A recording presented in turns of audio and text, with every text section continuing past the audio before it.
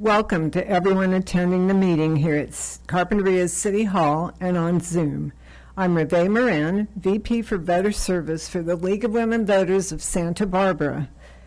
I would like to thank two Carpinteria officials, Olivia Uribe Mutal, Program Manager, and Brian Barrett, City Clerk, for having the idea to hold this forum.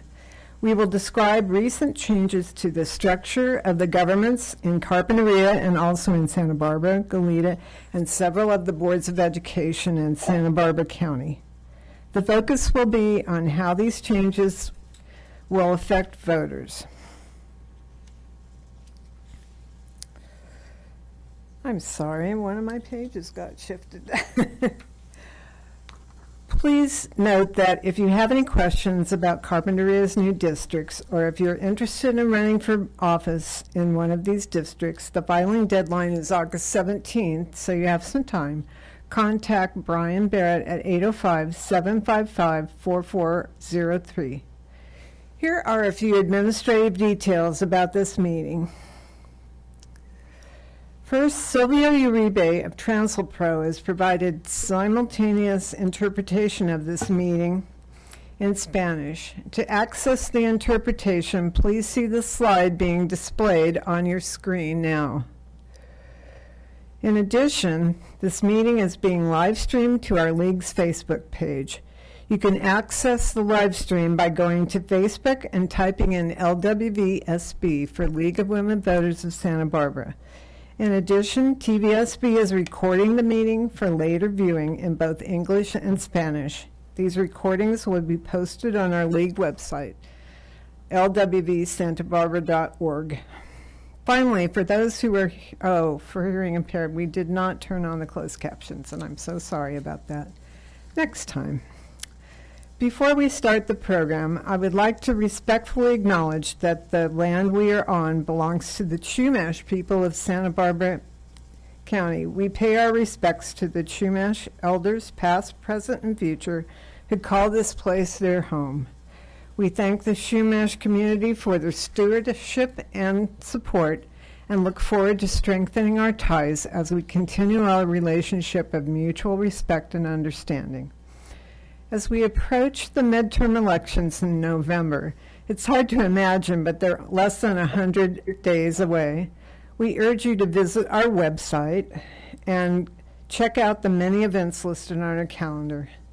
Ballots will be mailed to all registered voters in Santa Barbara County on October 10th. We will have a pros and cons forum on Thursday, October 6th at 6 p.m. at Santa Barbara Women's Club at 670 Mission Canyon Road, and on Zoom. At that meeting, we'll provide in-depth information on the pros and cons of the 12 statewide propositions and a few local measures that will appear on your ballot. Also, check out our website for information about upcoming candidate forums, and look at votersedge.org, which has information on the candidates in California running for election. Today, we are extremely fortunate to have Chris Carson, past president of the League of Women Voters of the U.S., the National League, as our moderator. As you will hear today, Chris is an expert on California's Voting Rights Act. She also chaired the League of Women Voters Education Fund from 2016 to 2020. Previously, she served on the National League's board as advocacy chair and chair of the Redistricting Task Force. In 2005, she joined the board of directors of the State League, LWV California, where she was responsible for voter education and advocacy relating to state and local government, and was a key player in the adoption of the Independent Citizens Redistricting Commissions and its initial redistricting effort in 2011. She is currently redistricting director of the State League. So please join me in welcoming Chris Carson. Thank you, Reve, and thank you to our panelists, everyone who's here, the audience watching. As Reve said, our goal here tonight is to look at the California Voting Rights Act and its impact on your communities. How it's going to run is that I'll explain briefly what the California Voting Rights Act is and is not. I'll introduce our panelists, and then they'll each have 10 minutes to talk about the impact of the California Voting Rights Act on their districts. There's a lot of theory about it, but the goal here tonight is to shed light on what has actually happened in your communities. So we're going to talk about how it has impacted your communities, but in order to do that, we all have to understand not only what the California voting rights is, but what it's not. Last year, California at all levels redistricted the lines of single seat offices: Congress, state legislature, city councils, boards of supervisors, school boards, community college boards, and special districts of all kinds. There are clear rules and laws about how these district lines have to be drawn. And they're very clearly embodied in federal and state laws. But the California Voting Rights Act is not one of the laws which governs how districts are drawn. It addresses a different issue. It lays out whether a local jurisdiction, entity, government elects officials at large or must have single-member districts. And though you all heard quite a lot about the Voting Rights Act during the whole redistricting process, keep in mind that that Voting Rights Act that you heard explained many, many times wasn't the California Voting Rights Act. So the California Voting Rights Act was enacted in 2001, and the goal was to implement the California constitutional guarantees of equal protection and the right to vote. It provides a private right of action to members of protected classes where, because of the dilution or abridgment of the rights of voters, in an at-large system, it impairs the ability of a protected class to elect candidates of its choice or influence the outcome of election. And so what is a protected class? Well, they're members of a race, color, or language minority group. And in order to establish a violation, you have to show that racially polarized voting occurs in elections for the governing body, council, board of supervisors, school district, whatever. And what is racially polarized voting? Well, that means voting in which there's a difference in the choice of candidates. So one group always votes for a particular candidate, and everybody else virtually never votes for a candidate from that group. And how do you find this out? Well, you look at the results of elections over a period of years, and see exactly what happened, who voted for whom or didn't vote for whom over a period of years.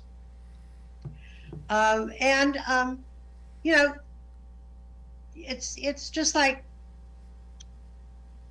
it builds on the Federal Voting Rights Act, which was first enacted in 1965, and it provides a way for minority voters to prove that their votes are being diluted by at-large elections. If they can prove that, using district elections, they would have the power to elect representatives from their communities. It can be mandated that the local government has to go to districts. How the CVRA has affected your communities will be what our distinguished panel will be talking about this evening.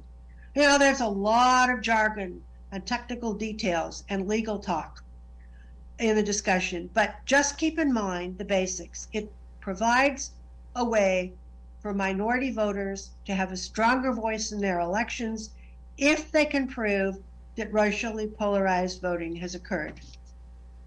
So having said all that, I am going to briefly introduce our panel, and then each of them will speak for 10 minutes about their experience in their communities. So I'll just introduce them as a group. first will be Randy Rouse, the mayor of Santa Barbara. So he would like you all to know, if you didn't already, that he graduated from UCSB in 1976 with a degree in environmental studies and geography. He owned and operated the Paradise Cafe in downtown Santa Barbara for 38 years. Owned and operated the Shoreline Beach Cafe from 97 to 02. He was a city council member from 2010 to 2019. He's been mayor since January 2020. He lives on the Mesa with his wife, Janet, and has 2 children. Our second panelist will be Paula Perote, the mayor of Goleta. She has served as a Goleta council member or mayor since 2010. She became Goleta's first elected mayor in 2018 and was reelected in 2020. She also serves as the city's representative to a number of regional entities. She's very proud of the fact that she's been a longtime advocate for children, focusing on services for special needs children, been on the First Five Authority Board, and spent a great deal of time successfully advocating for passages of state laws which increase safety for children in school zones. Our third speaker will be Wade Nomura, the mayor of Carpinteria. He was born in Santa Barbara. He earned his bachelor's degree in ornamental culture at Cal Poly. He moved to Carpinteria in 1977 and found the city where he says he wanted to spend the rest of his life. He combined his love of horticulture with BMX racing, winning a great number of prizes and breaking a lot of bones in the process, he says. He was first elected to city council in 2012, became mayor in 2018, and in addition to all this, he has long been a leading figure in Rotary and Rotary International with a number of amazing projects. Our last speaker will be Dr. Susan Salcido, who is the Santa Barbara County Superintendent of Schools. She's been doing this since 2017. She was elected to lead the Santa Barbara County Education Office, which supports 20 school districts, nearly 70,000 students, and partners with counties, organizations countywide. And she also provides support and leadership to statewide educational committees and projects. In 2016, she was appointed by the California State Board of Education to serve on the California Practitioners Advisory Board. She's a board member of the Association of California School Administrators and has received a number of recognitions for her outstanding service. She earned her doctorate in 2018 from University of Southern California, and she focused on organizational change, leadership, and student equity. So with that, I'm going to turn it over to Mayor Randy Rouse. Well, thank you, Chris, and thank you to the league for hosting this tonight. We went through the district thing, we were the first ones in. 2015 was our first district election. We had done it a few times in the past in the history of Santa Barbara. The last time was right around the 71, 72 years, which ironically, Barry Capello was our city attorney at the time, and he's the one who actually brought the lawsuit against us with some plaintiffs to switch us over to districts. We weren't really sure where to go at the time. We were willing to put it on the ballot. The plaintiffs didn't want to do that. We came up with a settlement, and that's how we've run the show ever since.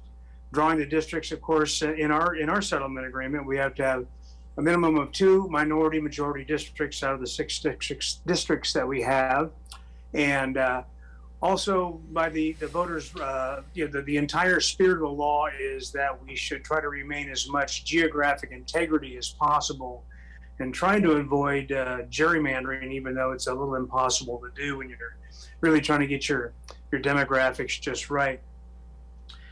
It's interesting when an agency as small as ours, and of course now we've got Goleta and Carpinteria we're going to talk about tonight, goes to a district situation. Districts are usually for $250,000 person populations or more.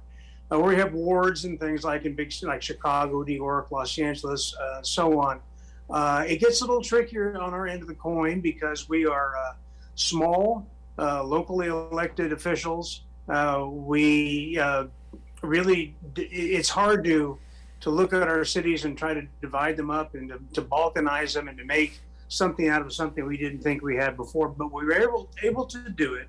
We were able to ferret out 2 minority majority districts, which are District 1, East Side, and District 3, which is the West Side. So we've done that successfully. And in fact, we do have minority candidates who sit in those seats today. So for that part of it, it definitely worked out.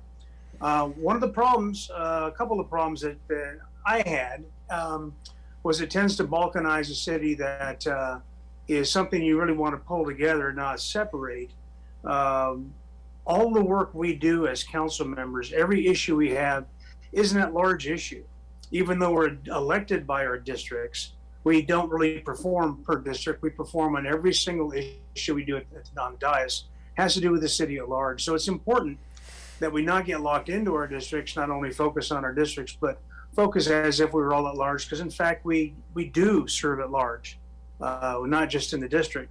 So and one of the issues we had early on was trying to find candidates. In fact, 2 of our candidates who serve today still were appointed due to lack of other candidates in those districts. It's worked out well. They're good people, so we're not, Santa Barbara's not worse for the wear. But it is a caution. It's a caution when I think about smaller opportunities like Carpentry or Goleta, or particularly going to school board for districts now. To find interested, viable candidates is something that can it can lend itself to outside influences, party influences, or whatever. And really, it's got to be the folks that are willing to serve the whole of Santa Barbara. In my way of thinking, my way of trying to govern is we should be outside of the city hall. We should be going and talking to our neighborhoods. We should have, and I've tried to encourage my colleagues actually, to form individual neighborhood groups. We have one on the Mesa here where I live. We have on the Upper East Side. But other than that, it gets a little bit disjointed, and we really should be out attending their meetings, going outside of the walls of City Hall, and letting the people bring their problems to us while we're out there, as opposed to waiting until the situation deteriorates to the point where they come storming in with pitchforks and torches to City Hall to come find us. But what is bothersome a little bit is that when you are in a district and you're talking about a project in another district, a traffic issue, a neighborhood compatibility issue, you may not be as familiar because you didn't campaign there, you didn't walk there. And I think the unfamiliarity is a little bit of a disservice in my way of thinking. There's 2 things we do in government at this level. We do infrastructure and we do public safety. And the other things that we do are really, on the periphery of that. Infrastructure and public safety are things that are involved with every single district. There are no borders in those issues. So that's why that's also makes it a little bit more complicated to do that. Homelessness is, I consider, a public safety issue as well. But once again, those kinds of services, social services and whatnot, are what we look to the county for. And they've got the tools and the ability to do that. So the other thing is when you have districts, you can deal with a relatively homogeneous population. So, for example, District 5 is the Riviera, and that's a pretty homogeneous, politically, ethnically, whatever population. The Mesa is a little bit more of a mix, and the District 1 and District 3 are all that. I'm not sure that's really the intention. I think we really want to represent everybody all the time. And I don't know, I feel, when you're going to districts, that's not a choice you're making, or maybe it is a choice, I don't know. But the functionality in these smaller towns like this, especially if I look at Carpenter, which is about as big as one of our districts, dividing up into, I don't know the way you can answer that, it's either 4 or 5 districts, is going to be small. And I don't know. I mean, hopefully viable candidates will stand up in each neighborhood, people that care, but not only about their neighborhoods, but they have to care about the entire town. They can't be myopic. And it's hard. We've got the first fully districted council right now in Santa Barbara, sitting up there as we speak. and they're doing a great job. But it's, I'm trying to coach everybody into really looking at large, at every subject all the time, and not get focused just on their own neighborhoods or districts. It's great for the people to know who to talk to when they've got an issue. It's not great for people who don't particularly like their representative, and that can happen. But, I guess that's my job. We do all that. We do all the backstop stuff. I like serving at large. It's a lot easier to get elected during districts, that's for sure, and it's a lot less money. So that part's a very much of a positive. As is, like I said, the minority mix that we have now that we may not have had before is one of the upsides as well. So I guess there's two sides of the coin.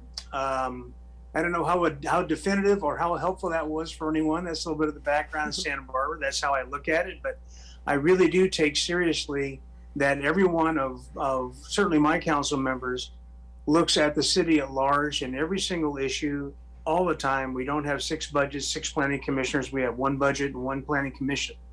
And that's the way it should be run, and that's the way we run it in Santa Barbara. And I'd be happy to answer any questions. I don't know, do you have I guess you don't have a chat active, right? Is that correct, Chris? You're muted. Yeah, that's correct, but we'll figure something out. Okay, very good. Well, Right. Thank you very much for the time, and I'm interested to hear what my colleagues have to say. Okay, thank you. Our next panelist is the mayor of Goleta, Paula Perotti. Thank you. Thank you to the League of Women Voters for this opportunity to be here this evening, and thanks to the City of Carpinteria for hosting this forum. The impacts of direct election. So most would agree that the objectives are increased resident participation and increased diversity for people running for office. Today I would like to shed light on what we believe are 3 major factors for success in achieving these main objectives. First, these have been important objectives for our city even before we embarked on district elections. We added several other ingredients in pursuit of these objectives. Second, the other ingredients in pursuit of these objectives really helped us increase resident participation and diversity when we got to the process of switching to district elections. And third, while district elections are one important ingredient in increasing resident participation and diversity in our community, as a baker, I know that you don't make a cake out of just one ingredient. Not only flour, only sugar, or only chocolate chips. So similarly, what will maximize the chances that that cake of increased participation and diversity will rise will be the other ingredients we have added to district elections. So please let me explain.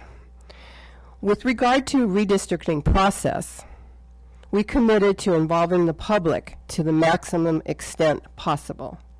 We took the following steps to construct 4 districts for Goleta City Council.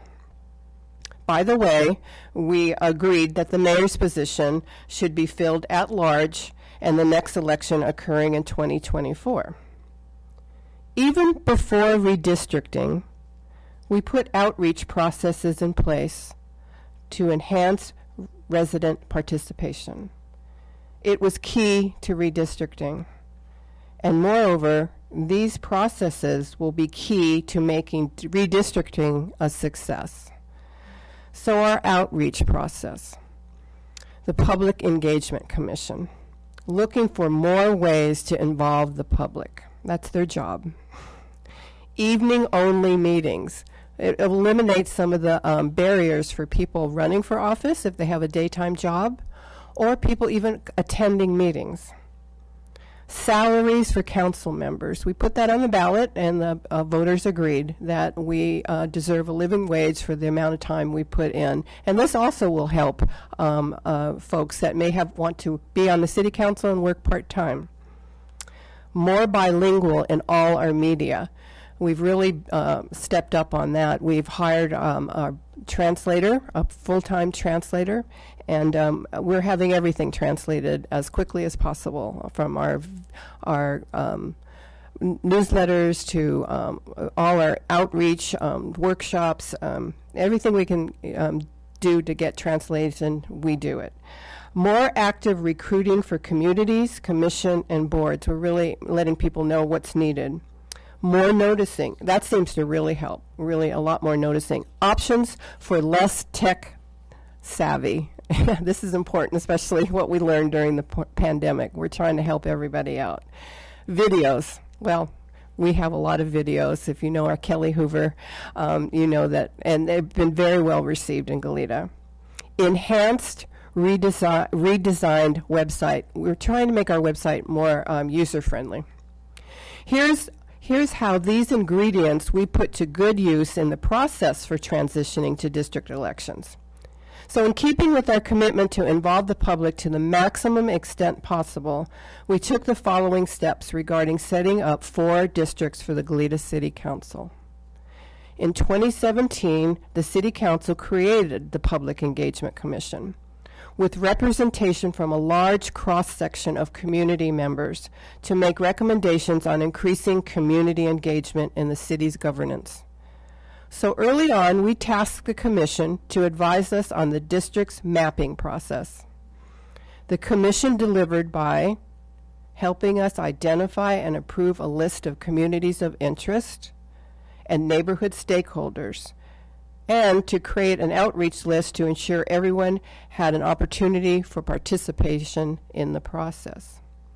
Our public information officer undertook outreach to identify stakeholders, to get residents involved in the district drawing process.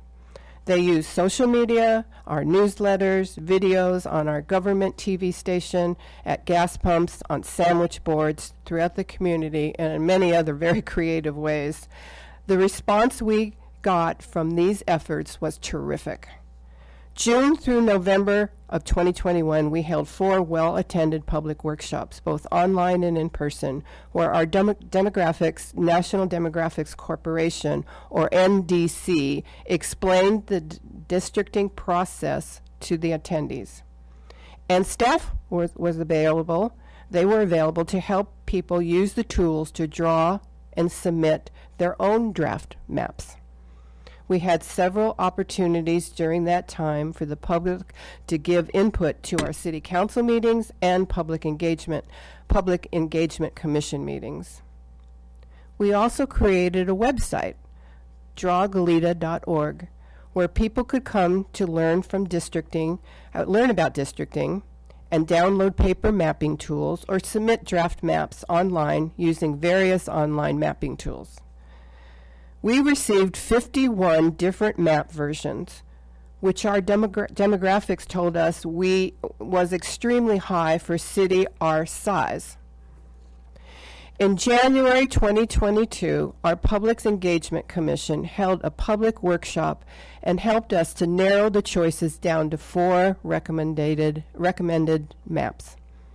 In February and March, the City Council held an additional series of 4 public hearings where we deliberated and settled on a district map and the sequencing of the elections.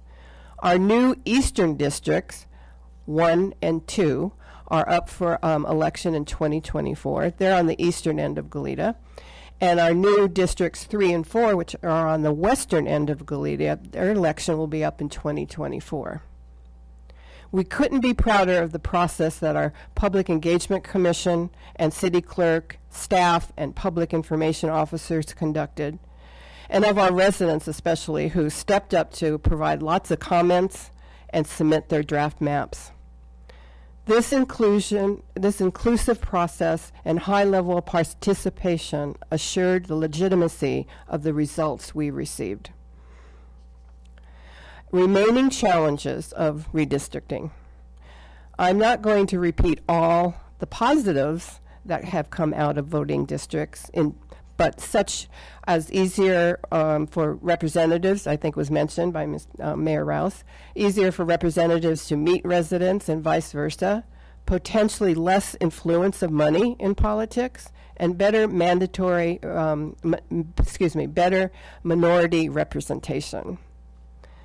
Still, let's acknowledge some remaining challenges we must address. Voter turnout, when a district has only 8,000 residents, maybe 4,000 to 5,000 registered voters, it may be only 2,000 to 3,000 turnout. Potentially, there might be too many good candidates in one district and not enough in another. We need to maximize voter confusion by making district boundaries clear, and also when each district is having an election, and we're in the process of doing that right now. We need to encourage council members to not just vigorously represent their districts, but also to think about what's good for the whole city and how to share resources. So in conclusion, I'm convinced that all the work we put in place to increase resident involvement served our redistricting process. It resulted in what most believe are fair and representative districts. But in addition, the processes we put in place before redistricting now gives us the best chance to maximize all the benefits of redistricting and also step up to the challenges redistricting poses. As we have Goleta's first historic district election this November, let's keep an open mind and ready to step up to the challenges that may arise. And thank you very much. Thank you. Thank you. Our next speaker will be the Mayor of Carpinteria, Mayor Mark. Great, thank you. And again, I'd like to thank the League of Women Voters for offering to host this event. I think it's important. Fortunately, now we have just about every city in this greater area going into districting. Ours will be the last one. Carpinteria will be coming into it. 2020 is our first district voting. It started back in 2017 when we were given a notice of violation for the California Voting Rights Act. And that kind of started things off. The interesting part at that time was the presentation given to us by the person that was pursuing this actually said that the reason for this was because of a lack of minority representation. He said that we were 100% majority council, which I thought was kind of interesting because never before in my life had I been recognized as a majority minority. So I don't know how that came about, but rather than argue it, I just said, well, I finally made it to majority, so I live with that one. The interesting part of it then became, how do we as a city move forward with this, with the districting? The biggest challenge I've seen that we would face would be the potential of actually fracturing out a city into 5 separate pieces. Our population is a total of less than 14,000 people, so that division would be very crucial as far as the cohesiveness of the city itself. And that's why we took a look at it, and we wanted to make sure that we did everything right, correct, and made sure that the goal and objectives were matched and met with the idea of district voting. We created a committee that would take a look at researching this. Through that committee, then we identified a company that would, organization actually, that would move forward with us and assist us with that process. We contracted them, and they were crucial, I would say, in actually creating the districts itself because they were the ones that put everything in place. At the time, and there were 8 total meetings done, when we looked at the process, we asked the public, the actual public, the people of Carpinteria, to come forward with maps, create maps that they thought would be a fair and legitimate way to actually create these districts. So we put that out there, and we had over, believe it or not, over 160 of these maps actually brought forward to us. We were told by the consultant that that was the largest number ever recorded, literally, as far as they've been in business, which exceeded even Los Angeles. As you heard, Goleta had 58 maps put forward. So knowing that, seeing that we did have a good reaction to this mapping, we decided to go ahead and move forward, take a look at those. They then moved it into 4 that we could take a look at as a city council to make our decision on. Of that one, we decided on 1 with slight modifications. It was then later moved into 2. It was then, I would say, modified. Part of the hearing that we did, it was actually reheard, and so we opened it up to take a look at in addressing the second map. The reason I went along with the map as I would say something that I could support and endorse was the fact that we were the largest city ever to put that many maps forward. If you think about it, 14,000 people, we had a voting number of about 7,000, less than 7,000, a little over 6,000 people came forward with a map that we could then endorse. And for that reason, I felt that this was a fair, legitimate map. So we went forward with this one. It was the one that was adopted. One of the concerns we had in doing these maps was that no matter how we drew these lines, and we took a look at it, doing little scenarios, little changes, and the committee also came forward with this, was the fact that no matter how we drew these lines, it would basically still be the same. In other words, the numbers that we were trying to make and match up to make sure that we had representation of all people in Carpinteria, it ended up being the same no matter how we drew it. So this is the way we went. We looked at regions of the city as far as potential interests, and we went with that map. Now, what was interesting also with these mapping, once it was done, is how do we then divide the city up and make sure that we move forward with 5 different districts when we have 5 council members, 3 of them are now up for election. Well, 2020 will actually be the time we will have 100% district representation. And when I say that, and I'm getting a funny look from the audience, 3 of them will be elected in, but the other 2 that will be incumbent, that will go into the 2024 major election year, will be from different districts also. So we will then have 5 members of council in 2020 from 5 different districts, even though the other 2 will be voted on in the year 2024. The unique thing I see is the potential of having a better representation of the interest groups within the city of Carpinteria. There may potentially have been overlooked areas which we don't know about because we've never had districting before. So moving it forward, I see the potential of actually being able to identify those specific needs that we have maybe potentially missed because of a non-district representation. The concern I have, once again, is the potential of fracturing the city. The hardest part, I would say, is that once the council has come together in the year 2020, 2021, is to see that we make sure that the council represents the city itself. As both other mayors have stated, no matter how it's districted out, the representation and the actions of a city council have to be for the greater good. And so I see this as one of the big benefits. The hardship is making sure that we have no, I would say, personal agendas that come forward at this time. So I'm hoping and I'm encouraged, knowing that Carpinteria is Carpinteria, that we will not have that actually occur. Carpinteria is a very tight community. We've had excellent representation throughout. The city council currently has been doing great things, and I see this happening in the future, even with a new council, only because of the way Carpinteria has been. So based on those facts and those numbers, I'm looking forward to seeing what the outcomes are going to be, how it's going to change, and how we as a city will benefit from district voting. Thank you. Thank you. And our final panelist is Dr. Salcido. Well, thank you very much. It's wonderful to be here and appreciate being part of this educational and informational forum. And thanks again to the League of Women Voters and the City of Carpinteria for hosting this evening.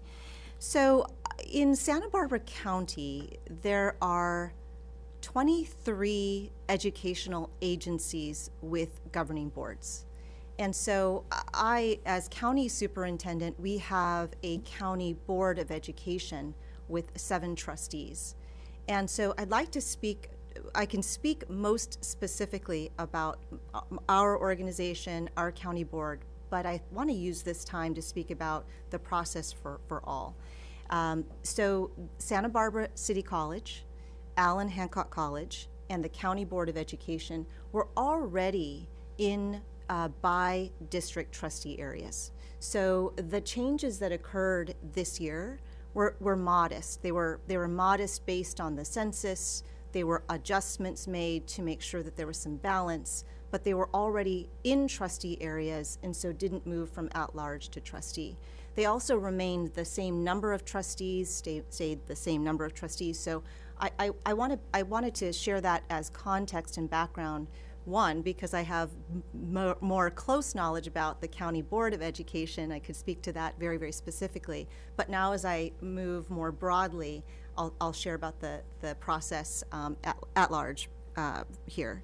So there are 20 school districts in Santa Barbara County. Each have a superintendent and each have a governing board.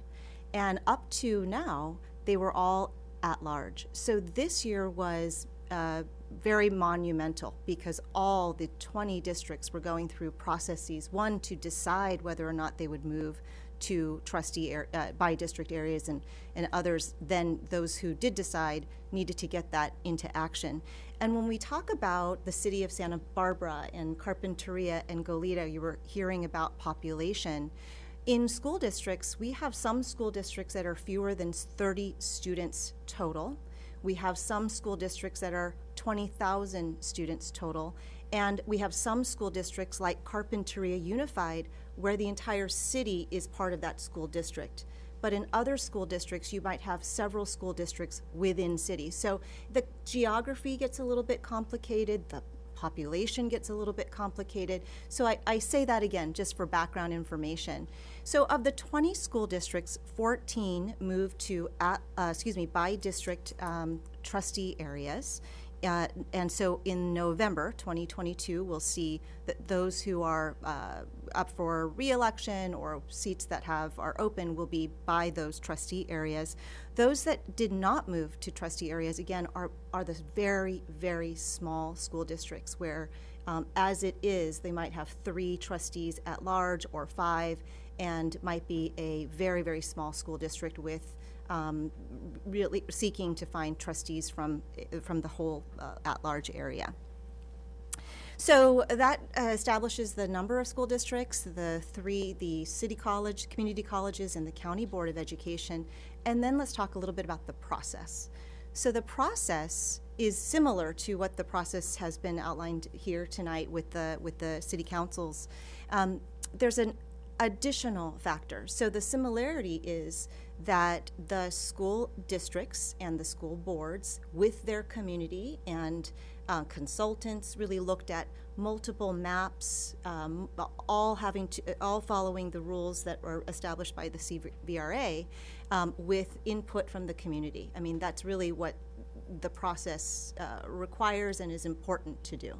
So that was step one, and at some point during the school year, after multiple meetings between 4 and 8 or 12 meetings in different districts, then the school board itself put forth a motion to recommend a particular map. So that was step one. The second step is that there's a county committee on school district reorganization. And it's a committee that's facilitated by myself in the county office.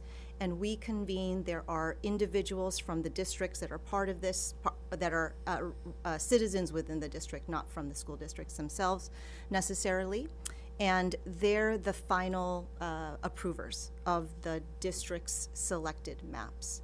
So in 15 different meetings over the period of time in 2022, that organizational committee reviewed all of those, the final maps, also allowed for public comment and input and feedback, and then they were the final approvers of those school district maps. So with that, we have all of those that have been approved. They're now in county elections. The November ballots will show those new trustee areas for those districts and adjusted ones for the community colleges and the county education office. And I think so that was the process. So a bit of the background, a bit of the process, and now what about it? What's the impact going to be? And I think everyone so far has really outlined the impacts, the benefits, the intent. And I think a different added element I'll say for schools is that right now, schools, we have been through a lot. We've been through a lot. There's a lot of opinions around public education, how things are going in schools, how well we're serving our students. And we have seen public school board meetings in the news. Nationally, we see them publicized. There's sometimes they're very, very peaceful and cooperative, and other times, unfortunately, we've seen a lot of vitriol and angst that occur in school board meetings. So I think what could happen when you parcel out by trustee areas, and the trustee areas are very, very small, is to find individuals from that area who really are want to serve. I mean, that I think is the ultimate, maybe the ultimate challenge, and yet here we are with the opportunity for people to pull papers and be part of the process now. So we'll see in a few weeks where we stand for the November elections. But I'm here to answer any questions for the forum if there are any. Hopefully that gives you a scan of Santa Barbara County, the public schools and districts, the processes, as well as the colleges and County Board of Education. Thank you. Thank you. Although we don't have a chat function, there are a few questions which I would like to ask the panel to discuss. The League is a grassroots organization. We're all over the state. And one of the things that our members hear throughout the state as small jurisdictions like yours move to district elections is, where are we going to find candidates? Now we've got districts. The same people who ran before. We can't find anybody else. Now, as elected officials know, it's not easy to run for office. There are a whole lot of laws and regulations you have to do.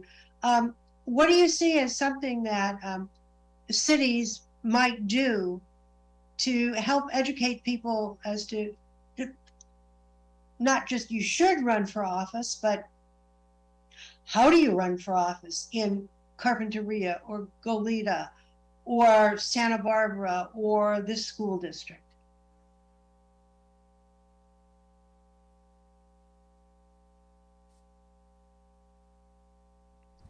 Should I Somebody just jump in? This is Paula Perotti from Goleta. I think that's why we started doing some of the outreach that we did in advance, because we want people to run and we want to give them the best opportunities. But something that I didn't mention in my presentation was the fact that we started doing academies, citizens kind of academies. We had different names where folks, it's a 6-week course.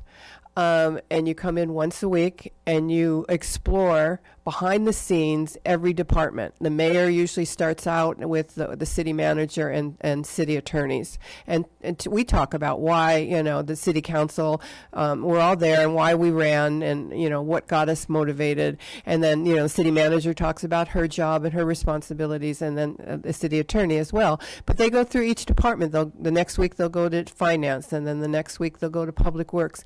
And from that opportunity, what we've found, we've had 3 sessions of 6 weeks each. What we found was that City Hall isn't such a scary place, and they learned a lot, and then they've applied for commissions and boards. So once you have them on commissions and boards, we're hopeful that we can then encourage them to run for city council. I think there's going to be a need for that support system, people out there that can really help with the support running for a council position. I think that's going to be really important. But that's kind of our idea. And right before the pandemic, we had our 6-week courses, and then we stopped, obviously, and we're starting it up, and actually the next one will be for our Spanish speakers. So that's my hope. I'll go ahead and jump in on the next one here. I would say that in order to create a group that wants to actually participate and serve in city council, first of all, you have to find a person that's of giving heart. Most of the people that we have on the council, just about all of them, they give back tremendously. They're involved with just about everything you can think of in the community area. And these are the people I think that best represent the city and city council, because they are already doing things outside the comfort zone, and they're doing it not for themselves, but to help out the greater good. That's the first part. I think the other part is that the city council needs to remain positive in its reputation. Once it becomes tainted, then you have a lot of negative public input because of that reason. Decisions have to be based on the greater good, what's best for the city. And I think that's one of the reasons why this council that we have currently in Carpinteria has been great. They definitely do and move towards and make decisions based on the greater good for the city itself. So outreach is important, and doing that one, I would like to, by the way, make a couple points here. As we move to district voting in Carpinteria, we look at one area is to make sure that we have a diversity, ethnic diversity within representation of the city council. Currently, our city council has 3 minorities serving on it, which is kind of amazing. But if I want to bring it back to the League of Women Voters, even though we've done the district part of this one, there's nothing actually put in place for gender balance. And I think that's something we also have to take a look at. I'm bringing this up here because we haven't discussed this at all as far as districting. And looking at representation, we've missed 50% of our population. So that's something else we should probably take a look at and consider how that could be remedied. With that, those are my answers. Thank you. I'll jump in related to school boards and your question around school boards around the county.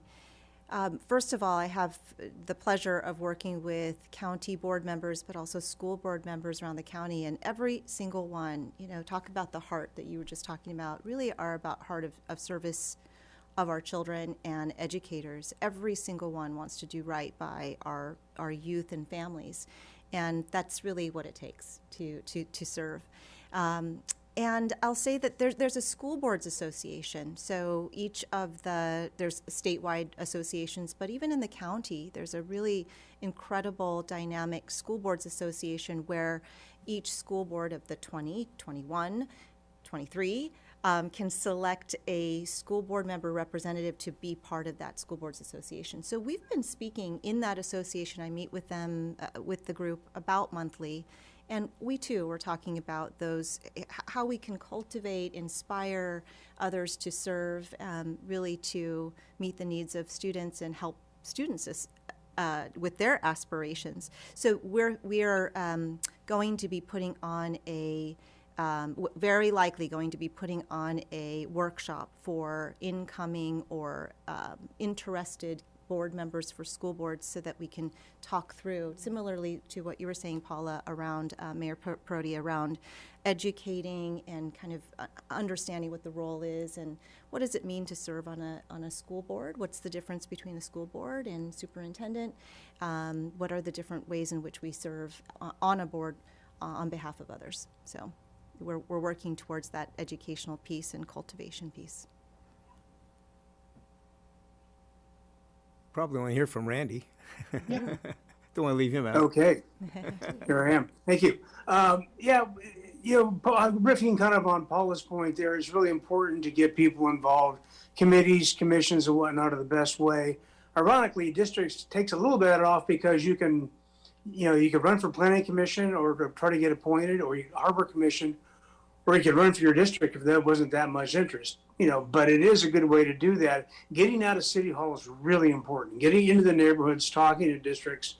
The one thing that districts has provided a greater minority participation. It hasn't provided greater voter propensity in those precincts. And that's really kind of unfortunate. So that's why City Hall outreach, outside of those white walls that we sit in all day, is really, really important, because once people can be engaged, excited, we're doing neighborhood committees, we're out there walking the streets.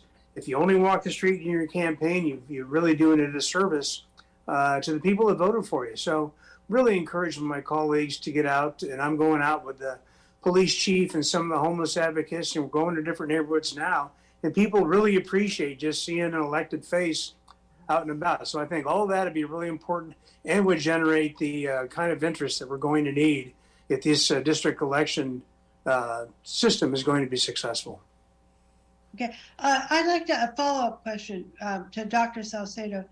I know curriculum issues are very thorny, but do you see perhaps in the future an increased role of the schools in teaching students or talking about, connecting student government to like how to run for office.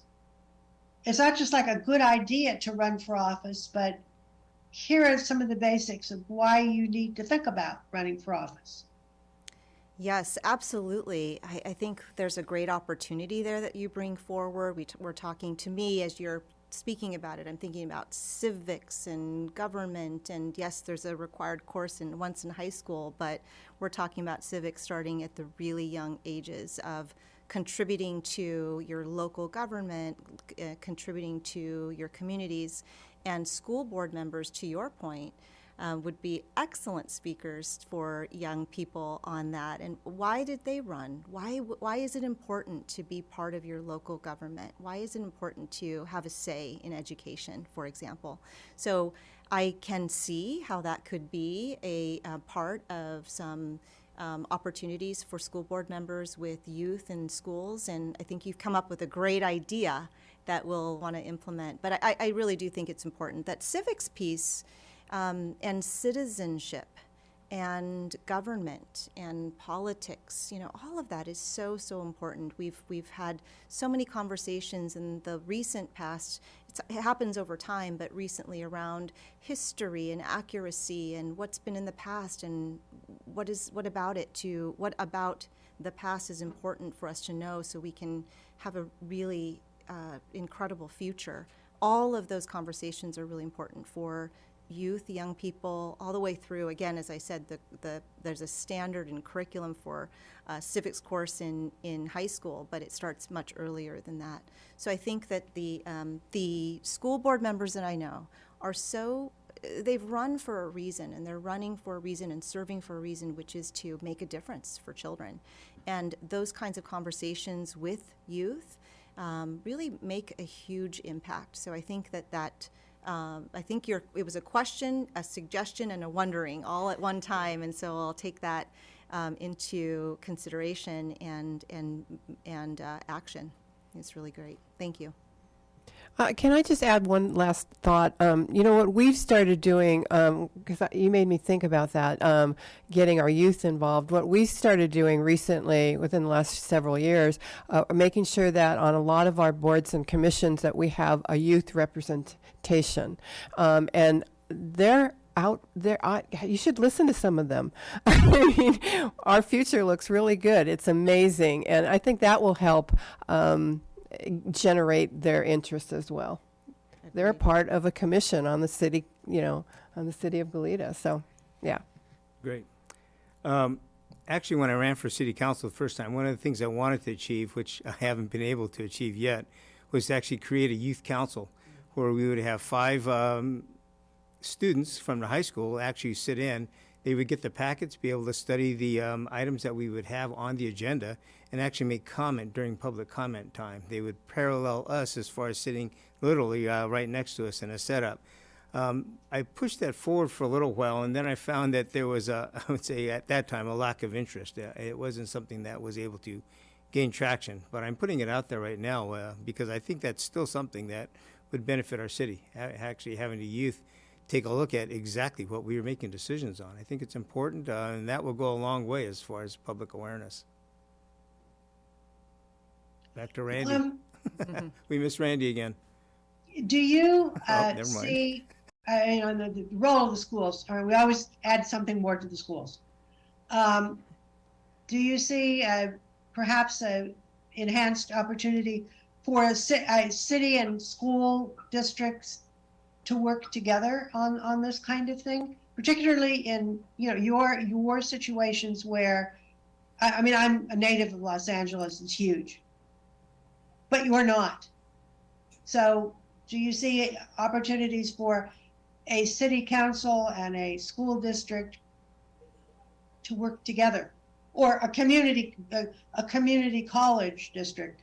The role of college students is really, really important, getting them involved. Oh, go ahead. Oh, I was. Please, why don't you go first and I'll jump in. I'll just jump in that we've had in the past Goleta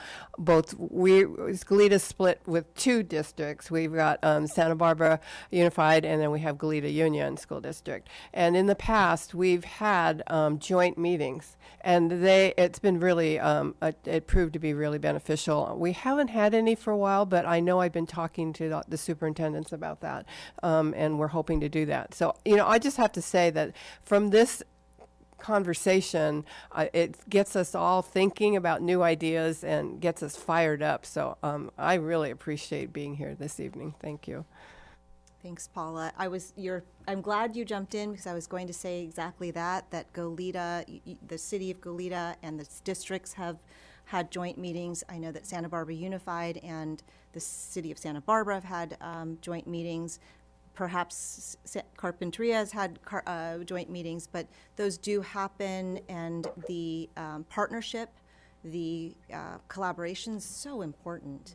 And back to the earlier contributions related to youth, I mean, some of the most inspiring, motivating conversations that I've had from my work come because of the youth that have those suggestions. And when they have authentic engagement opportunities, like you're saying, what would you do in terms of this decision on a city council?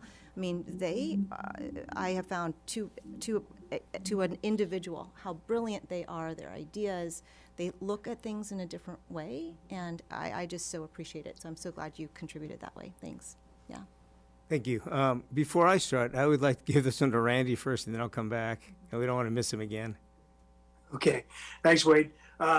So yeah, right now myself and some of my department heads are actively doing recruitments with all our local institutions like City College, GCSB, and Westmont, as far as career tracks and whatnot within the city that are available, as well as other things.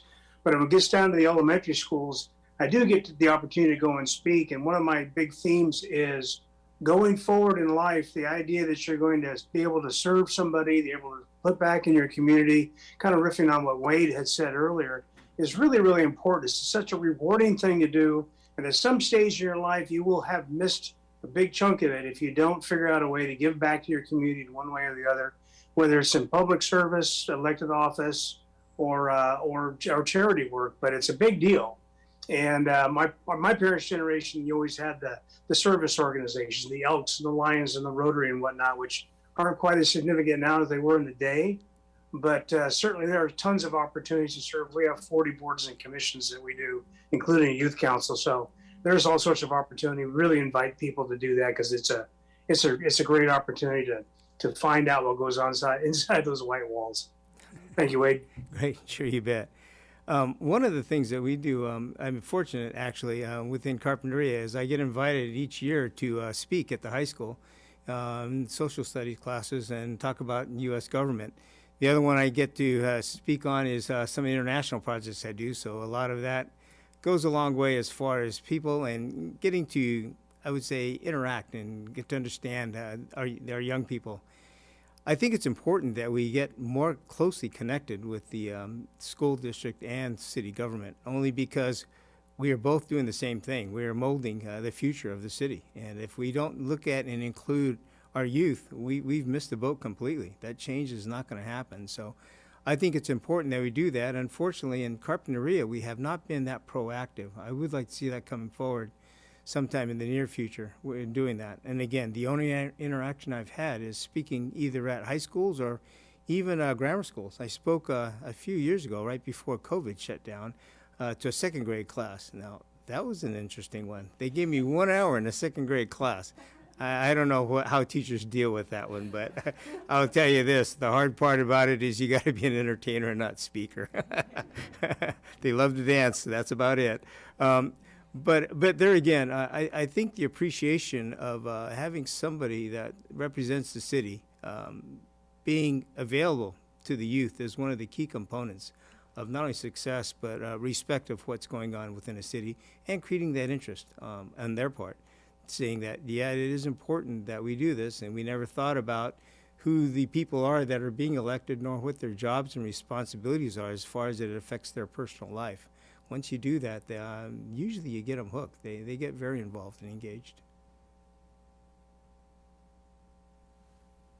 Okay, well, I would like to thank everyone. This has been really wonderful, not only to hear the process that you went through dealing with this, but to hear the synergy and the brainstorming that goes into how to make it successful and how to get people not just involved, but willing to do the hard work of running for office. Because, I stand in awe. I've been with the League for years, and I really stand in awe of people who put themselves out there and run for office. It is really hard. It is really challenging. You have to have a very high tolerance for rejection. And yet we really need people out there running for office if our democracy is going to continue. So I would like to thank everyone here tonight and wish everyone, all the success in the world in engaging your citizens and your young people and the people who are not yet citizens, who maybe because they see what's going on are motivated to become citizens and become involved. And so on behalf of the League, I would like to thank everybody. Reve, did you have some closing remarks? No, I don't. That's great, Chris. Thank you. Thank you, everyone, for coming. Great. Thanks for having us. you. Sure appreciate it. Thank you. Thank you. Thank you.